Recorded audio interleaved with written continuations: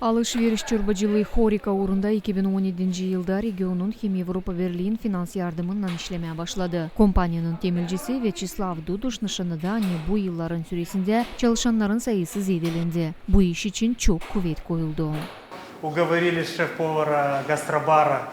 Ben çekebildim Kişinyov'dan ağızçıyı. Angısı pek yüksek orada işlerdi. O bırakıp işini orada, karısının komrada geçti. Karısı büyün işler doktor. O da bizde işler. Поэтому мы перетянули сюда и технологии, и вкусы, и все. Ağızçı texnolog Yuriy Dimitroglu nişanıda pişman olmır burayı geldiği için.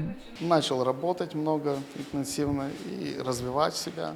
Ben pek çok işlemeye başladım. İlerlerim her gün. Başladım dondurma yapma, hem pek sevdim bu işi. Bir şans sonra istemiyorum geri Kişinyov'a dönme. Sadece anama misafirliğe giderim. Ben pek sevdim burasını. Burada rahat, yok kaçınmak. Pek kısmetliyim hani bulunurum Gagauzya'da bugün. Я очень доволен и счастлив на юге.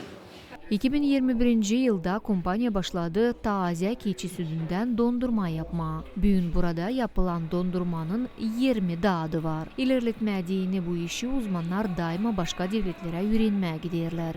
Biz istemiyoruz birisine benzeme. Biz ayrılırız başkalarından. Onunla sadece taze malları kullanırız. Bana her sabah taze süt getirirler. Ben onu pastörizasyondan geçiririm de ondan dondurma ya da gelato yaparım. Gelato ayrılır sırada dondurmadan onunla onu taze sütten yaparlar. Şimdiyadan dondurma yapmasının Gagauzya'da yoktur zanatlandığı birisi. Bu yıl kompanya angısı bu işi yapıyor. Gagauzya'da bu yıl firma kim başladı dondurma yapma. Sevinirim burada toplandı bir büyük ekip. Çok insan Gagauzya'dan işler burada ama değil sayım insanlar Gagauzya'dan burada var. Misafirler de kim geldi bize Kişinyov'da da kim geldi bizde işli Ukrayna'dan. Serum söylemeye bu komanda pek büyük, komanda akıllı, profesyonel komandası çalışır burada.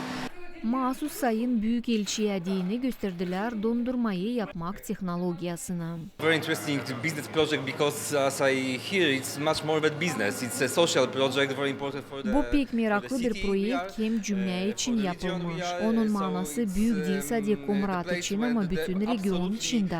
Burada pek tatlı dondurma yapıyorlar. Sevindirir çalışırlar burada gençler. Pek sevdim burasını. Working in very good conditions. Being satisfied with their lives. Bugün kurumda 100 insana yakın işlerler ama onların sayısı kurum büyüldükçe zedelenir.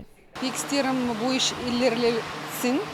Pek isterim daha çok insan çalışsın. Burada planlarım bizim insanlar kim yaşıyor Gagauzya'da genç insanlar onlar çok akıllı. Onlar çok çalışkan.